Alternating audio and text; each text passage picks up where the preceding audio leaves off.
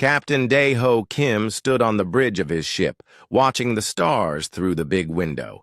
His ship was called the Soul's Pride, and it was one of Earth's best.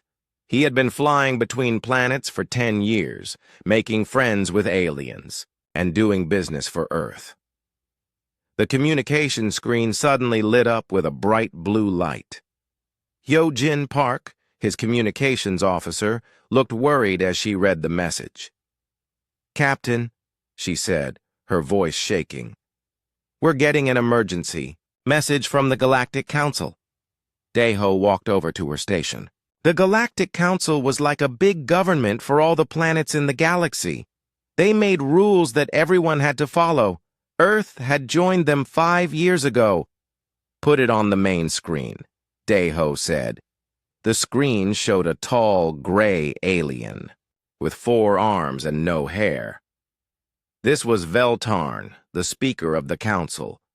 Behind him stood many other aliens from different planets. Some looked like giant insects, others like walking trees, and some were just floating balls of light. "Attention all human vessels," Veltarn said in his cold voice. "The Galactic Council has made an important decision. Effective immediately, all contact with the planet Earth is forbidden. No ships may enter or leave Earth's solar system." Dae-ho felt his heart stop. "What? Why?" Veltarn continued speaking as if he could hear Dae-ho's question. "Humans have proven to be too dangerous and unpredictable for galactic peace. Your species fights too much. You argue about everything. You cannot be trusted." Another alien stepped forward. This one was covered in blue scales and had 6 eyes. "I am Commander Crix of the Council Military," the alien said. "Any human ships that try to break the quarantine will be destroyed. This is for the safety of all civilized species." The screen went black. Dae-ho stared at the empty screen. Around him, his crew of 20 humans looked shocked and scared. They had been on their way to deliver food and medicine to a planet called Zerion Prime. Now they were trapped outside their own solar system. "Sir," said Hyo-jin, "I'm getting reports from other human ships. The Busan Runner, the Daegu Star, the Jeju Wind, they're all stuck out here too. Maybe 100 ships total." "That's thousands of people," whispered Lieutenant Tae-won-jung from the weapons station. "Traders, diplomats, tourists, students, all trapped." Dae-ho walked to the window again. In the distance, he could see a shimmering wall of energy forming around Earth's solar system. The Council was building a barrier to keep humans locked in and locked out. "Captain," Hyo-jin said, "I'm getting a message from the merchant ship Incheon Dream. Captain Yoon-kyung Seo wants to talk to all the human ships." "Put her through," Dae-ho said. A woman's face appeared on the screen. She was about 40 years old with short black hair and tired eyes. "Fellow humans," she said, "we're all in trouble. I just tried to fly through the barrier. My ship bounced off like it hit a wall. We can't get home." More faces appeared on the screen as other ship captains joined the call. There was Captain Bora Yu of the cargo ship Ulsan Hope, Captain Sungmin Ko of the passenger liner Gwangju Express, and many others. "What do we do?" asked Captain Yu.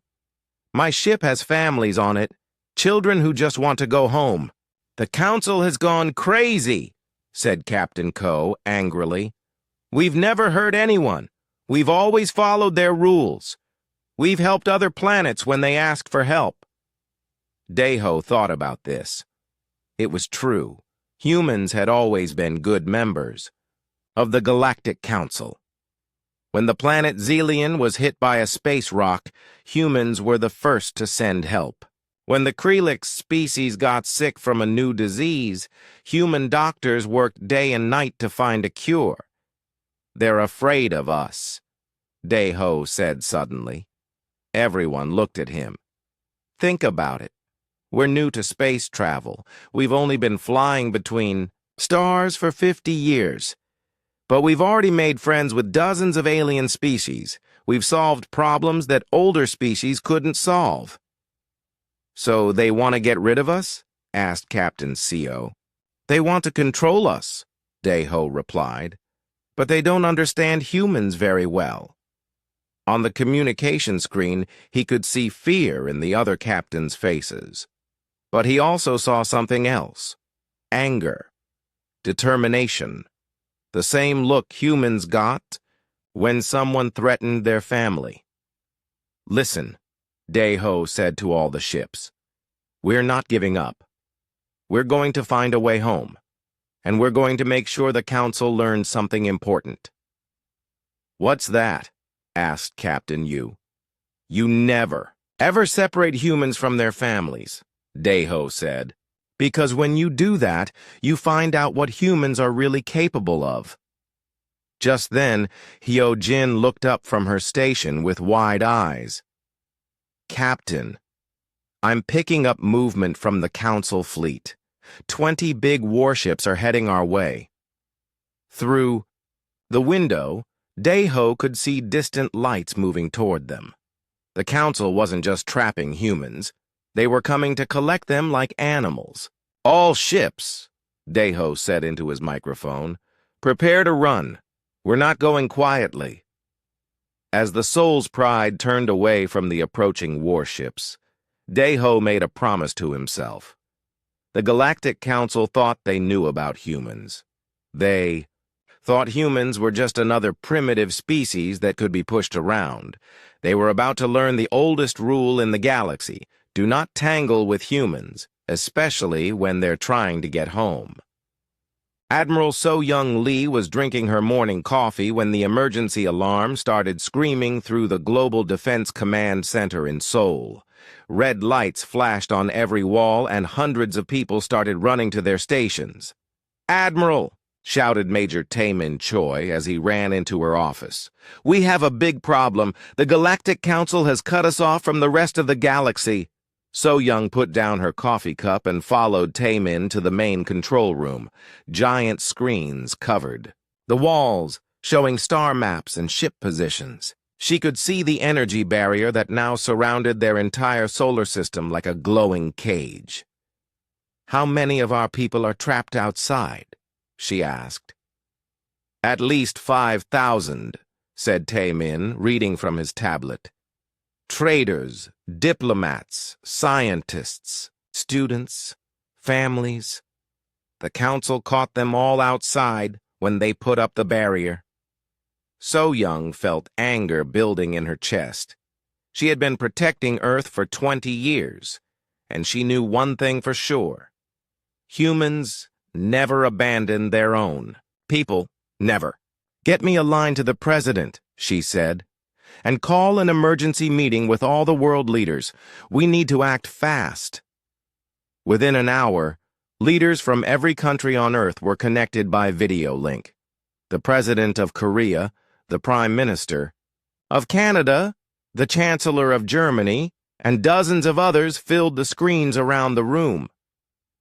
The situation is clear, So-Young told them. The Council has declared war on humanity by trapping our people, but they made one big mistake. They think we'll just sit here and accept it. What can we do? Asked the President of Brazil. Their technology is more advanced than ours. So-Young smiled. It wasn't a nice smile. That's what they think. Taemin, show them Project Ghost. Taemin pressed some buttons, and the screens changed to show technical drawings of a strange-looking spaceship. It was sleek and black, with curved edges that seemed to bend light around them. For the last 3 years, Taemin explained, we've been working on this in secret. It's called a phase jump ship. It can slip through energy barriers like they don't exist. How many do we have? Asked the Prime Minister of Japan. Right now? Just one, Taemin said. But we can build more, fast. So-Young turned to another officer. Commander Jiwoo Nam, what's the status of our special forces? Jiwoo stepped forward. She was a small woman, but everyone in the room knew she was one of the most dangerous people on Earth. "Admiral, I have teams ready to go. The moment we can get through that barrier, we can start rescue operations." "Good," So-Young said. "But we need to be smart about this. The Council has warships hunting our people. We need to coordinate with the humans who are already out there." She pointed to a young man sitting at a computer station. "Lieutenant Hyun-Woo Yoon, you're our best pilot. How soon can you take the phase jump ship for a test?" Hyun-Woo looked nervous but excited.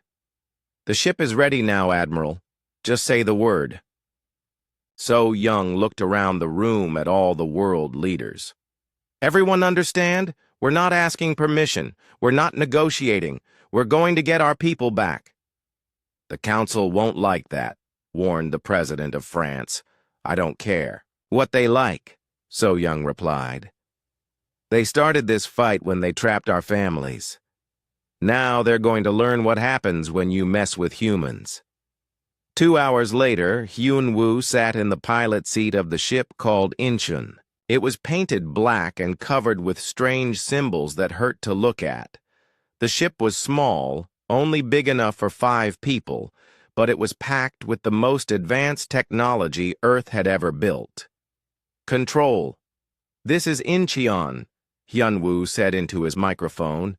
"Ready for phase jump test." "Copy that, Incheon," came So-Young's voice through the radio. "Remember, this is just a test. Get through the barrier, send us a signal, then come right back." "Understood, Admiral." Hyun-Woo pushed a button, and the world around him seemed to melt. The stars turned into long streaks of light, and the energy barrier looked like a soap bubble. The ship slipped through it like it wasn't even there. "Control, this is Incheon," he said, his voice full of excitement. "Phase jump successful. I'm through the barrier." Back on Earth, the control room erupted in cheers. So-Young allowed herself a small smile. The first part of their plan was working. But then Hyun-Woo's voice came through the radio again, and he sounded worried. "Admiral, I'm detecting Council ships nearby. Big ones. They're scanning the area where I came through. Get back here now," So-Young ordered. "Already on my way," Hyun-Woo replied. When the Incheon reappeared inside the barrier, So-Young gathered her team around the main table.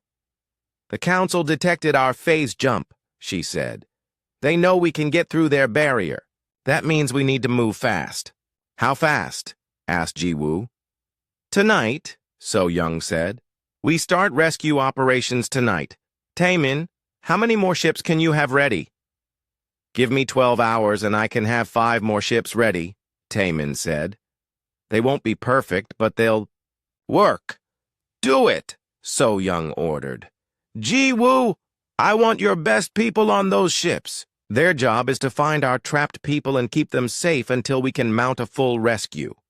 "What about the Council fleet?" asked Hyun-Woo. So-Young's smile turned dangerous again. "Let them come.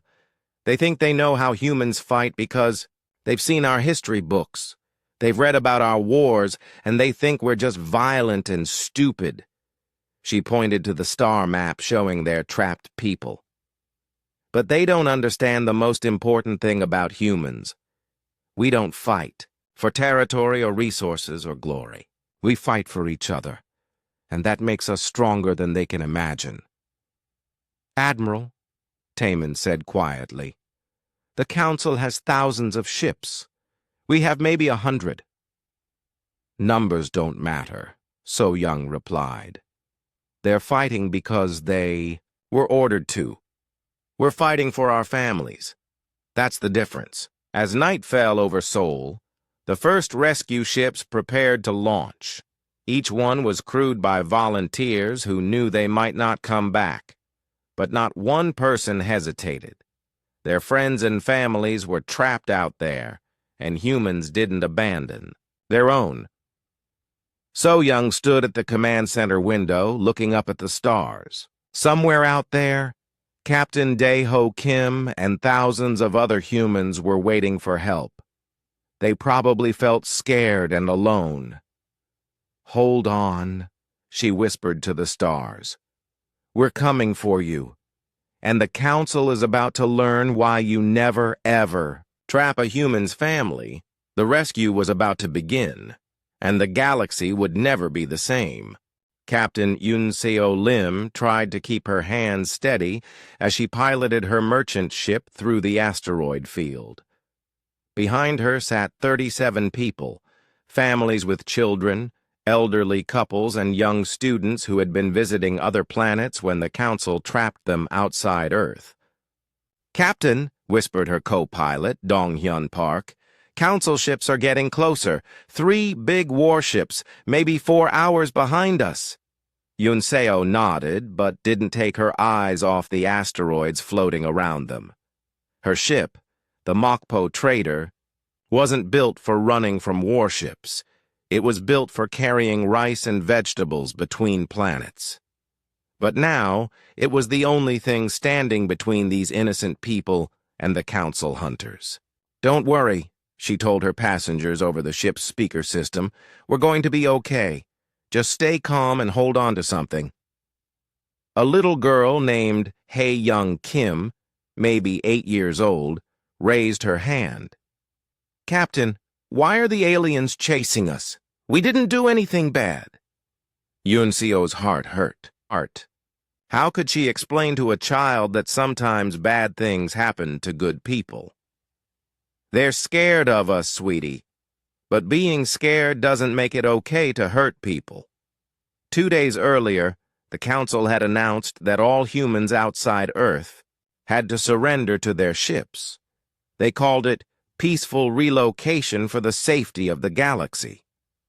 But Yoon Seo had talked to other human captains on the radio. The council wasn't relocating anyone. They were putting humans in prison camps on dead planets. When the council ships came to collect her passengers, Yoon Seo had refused. She wasn't going to hand over families to aliens who treated them like dangerous animals. "Contact from the council. Fleet," Dong-hyun reported. "They're demanding we stop and surrender." "Tell them we're having engine problems," Yoon Seo said. "Buy us some time." But she knew they couldn't run forever. The Mokpo Trader was slow and old. The council ships were fast and new. Unless something changed, they would be caught in a few hours. That's when her radio crackled with a new voice. "Mokpo Trader, this is Commander Woo Jin Han on the resistance ship Soul Defender. We're here to help." Yoon Seo almost cried with relief. Woo Jin Han was a legend among human pilots. He used to be a military captain, but now he was leading the scattered human ships in fighting back against the council. "Soul Defender, this is Mokpo Trader," she replied. "I have civilians on board, families with children." "Copy that, Mokpo. We're not leaving anyone behind. I have 12 human ships with me. We're going to give those council hunters something to think about." Through her window, Yoon Seo could see new ships appearing from behind the asteroids. They were human ships of all kinds. Cargo haulers, passenger liners, even some old military vessels. None of them were as advanced as the council warships, but they were all crewed by humans who refused to give up. "All human ships. This is Han," came Woo Jin's voice over the radio. "Remember, we're not trying to destroy them. We're trying to save our people, use their own rules against them." Yoon Seo didn't understand what he meant until she saw the human ships spread out in a strange pattern. They weren't forming a battle line like normal military ships. Instead, they were surrounding the council warships from all directions. "Council Fleet," Woo Jin broadcast on an open channel, "you are violating Galactic Law 847, the protection of non-combatant civilians. Under Section 12 of the same law, we are authorized to defend innocent people from unlawful imprisonment." The lead council ship, commanded by an alien called Crethanor, responded with anger. You primitive humans dare quote law to us? We are the council. We make the laws. Actually, came a new voice. They're right. Everyone stopped. The new voice belonged to Byung-ho Shin, a human who worked as an information broker on the space Station Nexus Prime. But he wasn't alone. With him were representatives from 6 different alien species. Captain Crethanor, said a voice that sounded like music. This is Ambassador Lyria of the Ethereal Collective. We have reviewed the Council's actions, and they violate 17 different galactic laws. The Vorthan Republic agrees, added another voice, deep and rumbling. Attacking civilian ships is forbidden under the Covenant of Civilized Species. Yunseo watched in amazement as more and more alien species joined the conversation. The tree-like. Solarians, the crystal beings called luminols, even some of the insect-like Zephyrians, all of them were telling the council to stop hunting humans. You see, Byung-ho explained over the radio, while the council was busy chasing humans, I was busy talking to everyone else. Turns out, most aliens don't like bullies either. Crethanor's voice was full of rage.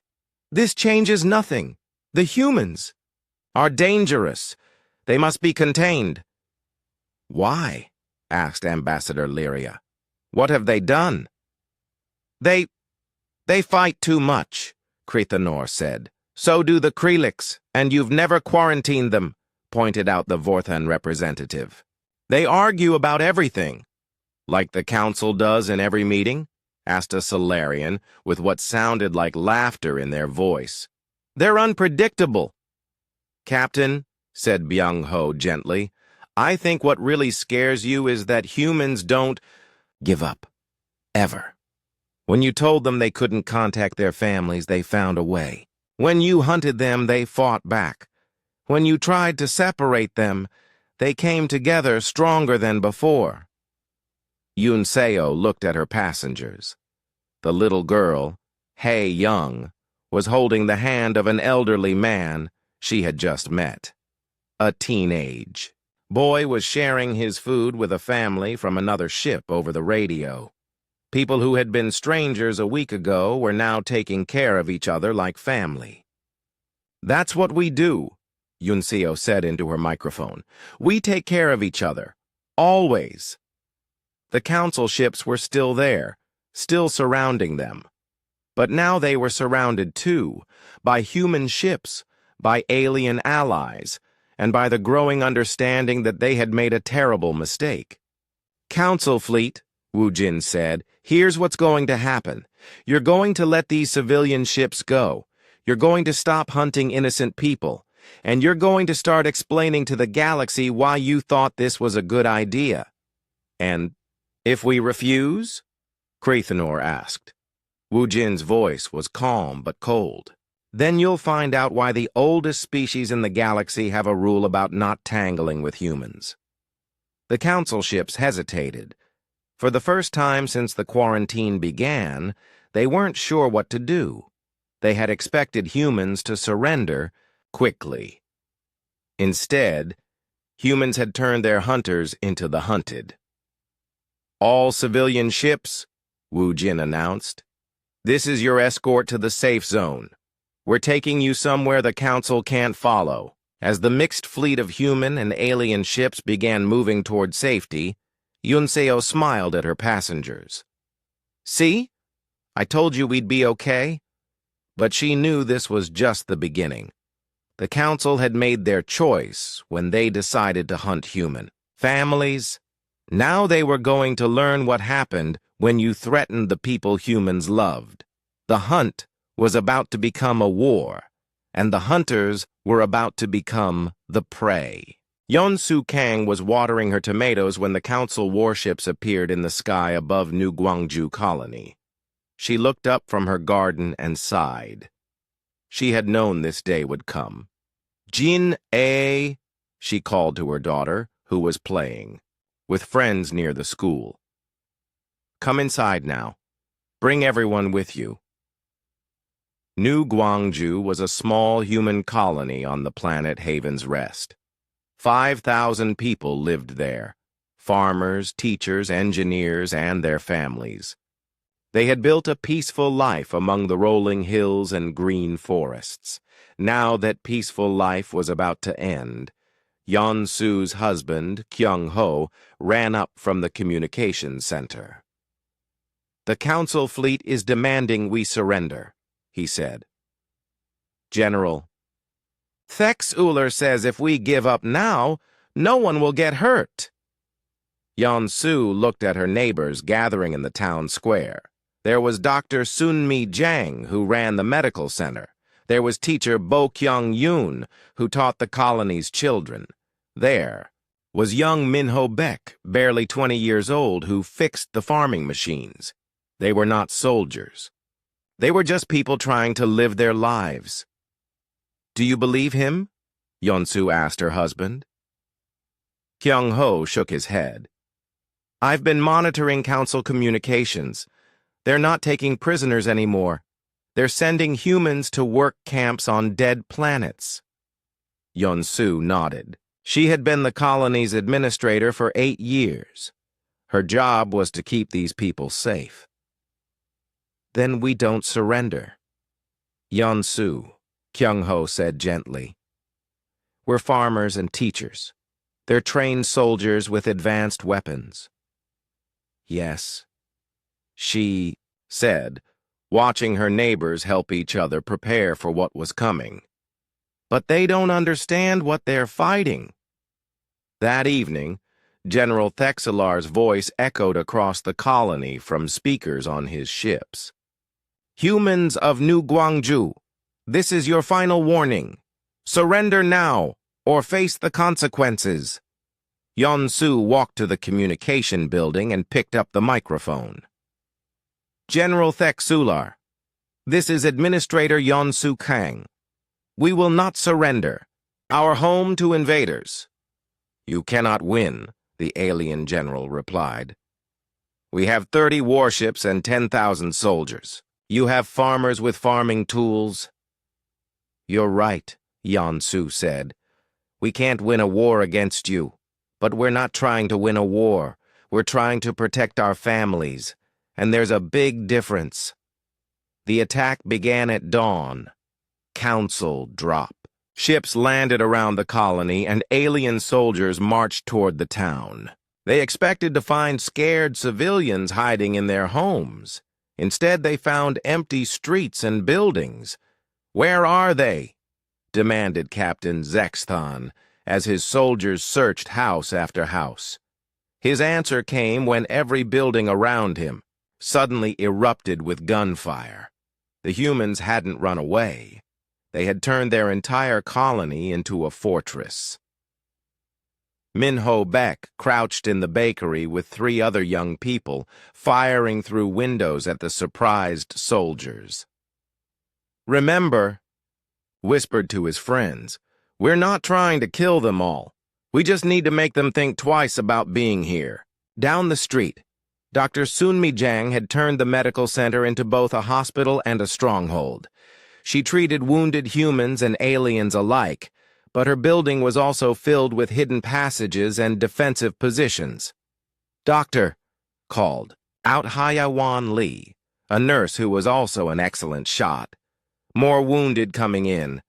3 of ours, 2 of theirs." "Treat them all the same," Sun-Mi said as she worked on a council soldier's injured arm. "We're not monsters like they think we are." The council soldiers were confused. They had fought many species before, but always in normal battles with clear battle lines. The humans fought differently. Every building was defended.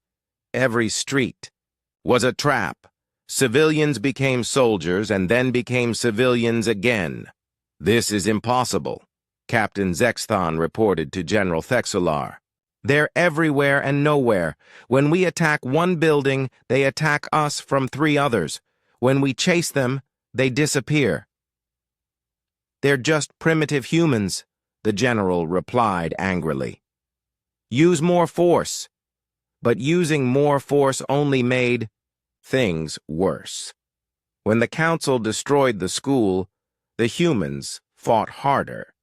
When they damaged the hospital, even aliens who had been helping them started to reconsider their loyalty. For 3 weeks, the siege continued. The council controlled the landing areas and some of the main roads, but they couldn't control the colony itself. Every day they lost soldiers to human traps and ambushes. Every night the humans struck back at their camps and supply lines.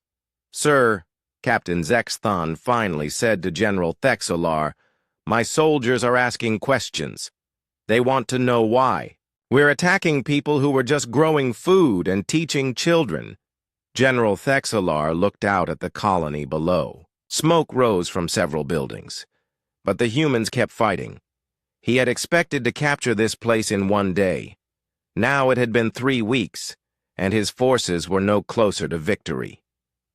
"The council says humans are dangerous," he told his captain. "Yes, sir," Zexthon replied.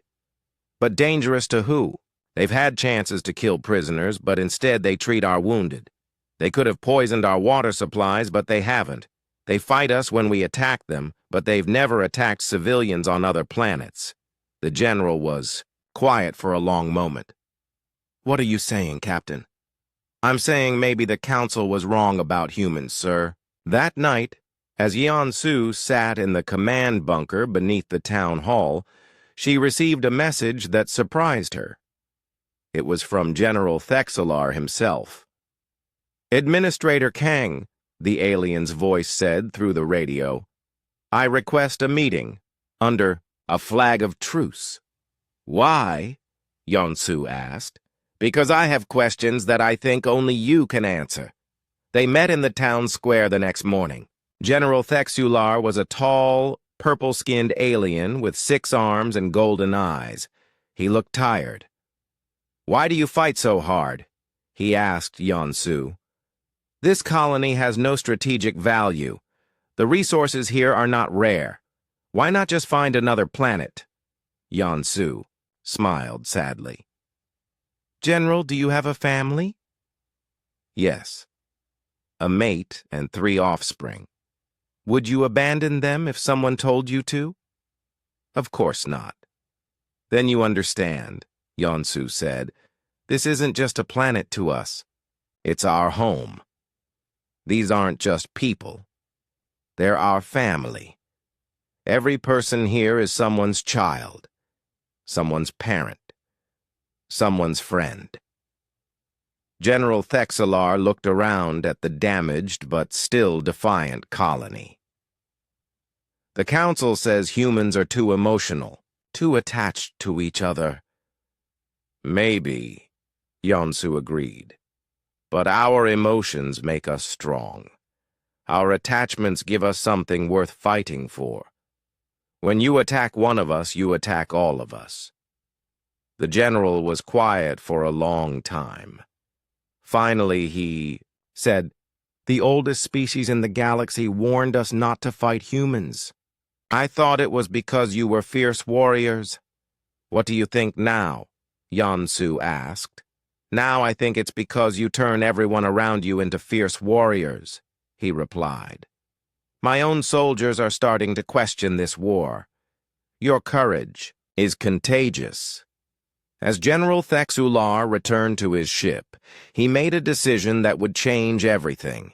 He opened a communication channel to the Galactic Council. "Council Command, this is General Thexelar. I am requesting permission to withdraw." "From New Gwangju." "Absolutely not," came the angry reply. "You will take that colony." "Then you will need a new general," Thexelar said, "because I will not order my soldiers to continue attacking innocent families." The transmission ended in shocked silence.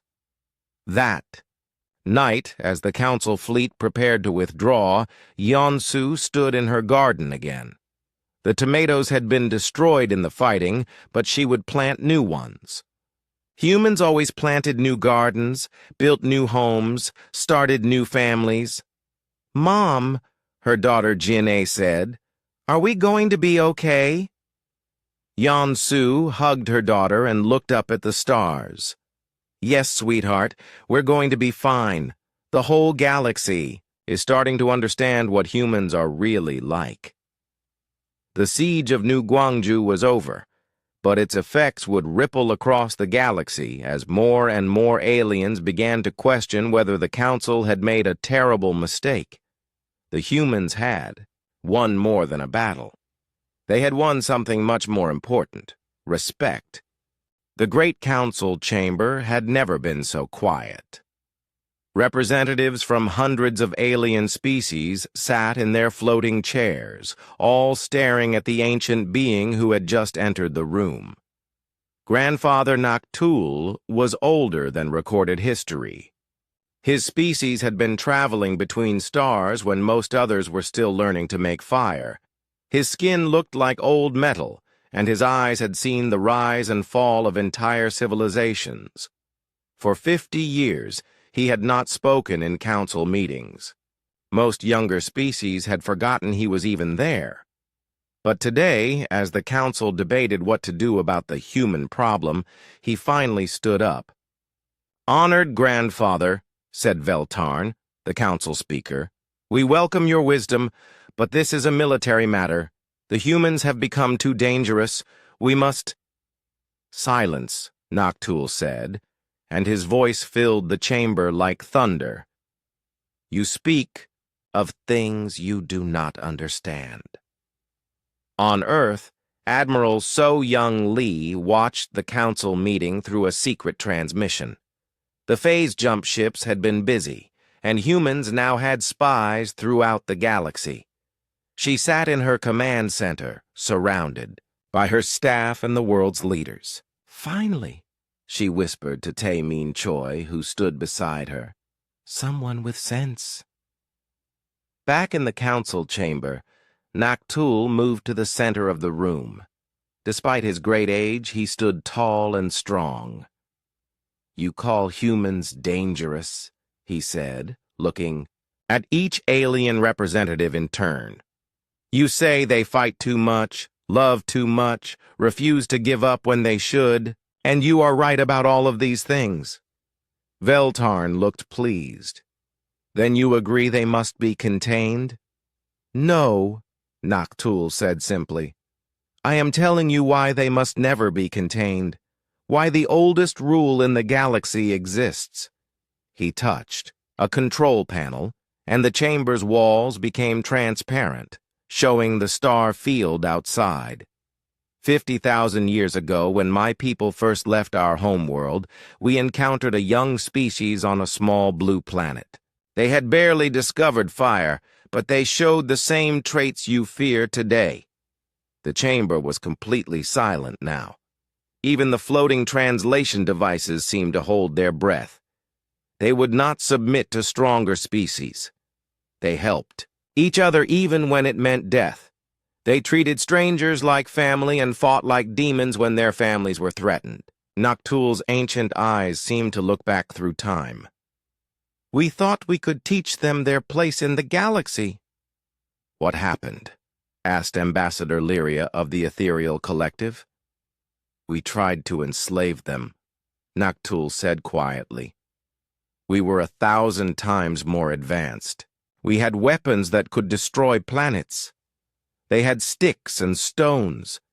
The war should have lasted days." "How long did it last?"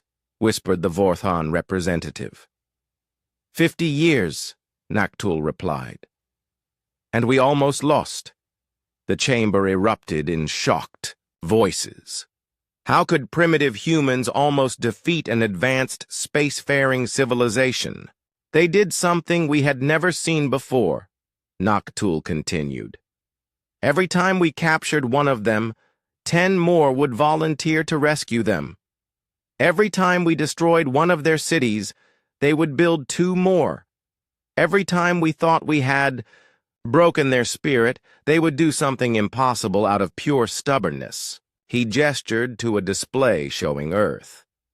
"They turned their entire planet into a fortress. Farmers became soldiers. Children became spies. Grandparents became bomb makers. They made weapons from farming tools and turned their cities into mazes that trapped our armies. But they were primitive, protested Veltarn. How could they fight starships? They didn't fight our starships, Noctul said with something that might have been admiration. They fought us. When we landed soldiers, those soldiers never came back. When we sent negotiators, the humans convinced half of them to switch sides. When we tried to break their spirit with terror, they just got more creative about their revenge. In the Global Defense Command Center on Earth, So Young smiled grimly. Sounds familiar, she said to her staff. Noctul continued his story.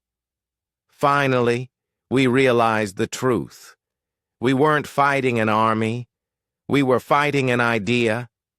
The idea that every person matters. That no one should be abandoned. That freedom is worth any price. So what did you do? Asked the Solarian representative. We made peace, Noctul said. We apologized. We helped them rebuild what we had destroyed. And we learned the most important lesson in galactic history. Which is? Humans don't fight for territory or resources, or glory. They fight for each other. And that makes them stronger than any weapon we could ever build. Noctul turned to face the entire assembly. Since that day, humans have been our allies. They have saved my species twice, helped dozens of others, and never once started a war for conquest. They fight only when someone threatens their family, and everyone they meet becomes their family. That's impossible, said Veltarn. No species can be that altruistic. Watch, Noctul said simply. The chamber's displays changed to show current. Events across the galaxy, council ships hunting human civilians, human ships protecting alien refugees. General Thex Euler defending his decision to spare New Guangzhou. Alien species joining the human resistance. You started this war to contain humans, Noctul observed. Instead, you have reminded the galaxy why we respect them. Look around you. How many species are now questioning your authority? How many are asking why you attacked peaceful farmers and students? Veltarn looked uncomfortable. The truth was that half the Galactic Council was now refusing to support the human quarantine. You have violated the oldest rule in the galaxy, Noctul said. Do not tangle with humans, not because they are perfect, not because they are the strongest, but because they make everyone around them want to be better. Just then, a new voice filled the chamber. It was Admiral So Young Lee, broadcasting from Earth. Honored Council, she said, her image appearing on every screen. My name is Admiral So Young Lee of the Earth Defense Forces. I come with an offer. How are you broadcasting? Demanded Veltarn. Our barrier should prevent all communication. So Young smiled.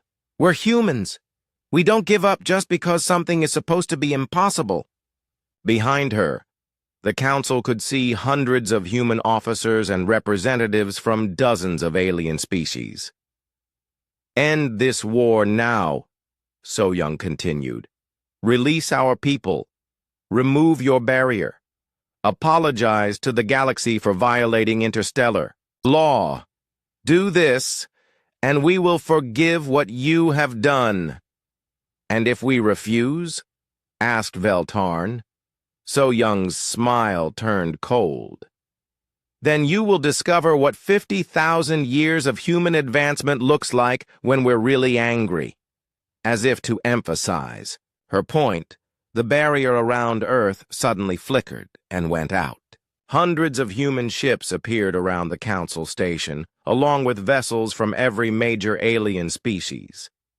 Captain Dae-ho Kim's voice came through the communication system. Council Station. This is the Soul's Pride, representing the combined human and allied fleet. We have diplomatic immunity and a few things to discuss. Veltarn looked around the chamber at the hundreds of alien representatives. Most of them were now standing and applauding the humans. The Vorthon delegation was chanting freedom for families. The ethereal collective was singing songs of peace. Even some of the council's own guards were laying down their weapons. The vote, announced the Solarian ambassador, is no confidence in the current council leadership. All in favor? Hundreds of voices called out, "Aye!" All opposed. Silence. Noctul walked slowly back to his seat, but paused to look at Veltarn. "The oldest rule exists for a reason," he said quietly. "Humans don't just fight for themselves, they fight for the idea that everyone deserves to be free. And ideas, Speaker Veltarn, are the most dangerous weapons in the universe." 3 days later, Captain Dae-ho Kim stood on the bridge of the Soul's Pride as it flew toward Earth. Behind him, a convoy of ships carried thousands of humans home. Around them, alien vessels from dozens of species flew in formation as an honor guard. "Captain," said Hyojin Park from her communication station, "incoming message from Admiral Lee." "Put her through," Dae-ho said. So Young's smiling face appeared on the screen. "Welcome home, Captain. All human personnel have been recovered. The Council has issued formal apologies, and the galaxy has new leadership that actually believes in freedom." "What about the oldest rule?" Dae-ho asked with a grin. "Updated," So Young replied. "It now reads, 'Do not tangle with humans or their friends.' And it turns out, Captain, that humans make friends very easily." As Earth grew larger in the window, Dae-ho thought about everything that had happened. The Council had tried to cage humanity because they feared human nature. Instead, they had proven exactly why that nature was so precious. Humans didn't fight for conquest. They fought for each other.